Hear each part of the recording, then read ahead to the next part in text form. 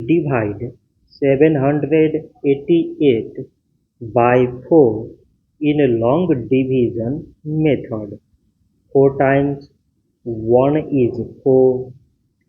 On subtracting, we get 3. So this 3 is less than 4.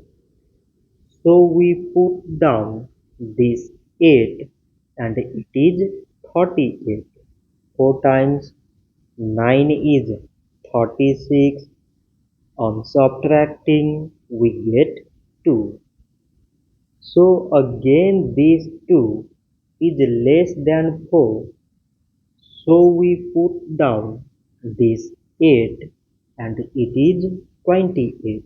4 times 7 is 28. On subtracting, we get 0. So 788 divided by 4 is 197. This much for today and thanks for watching.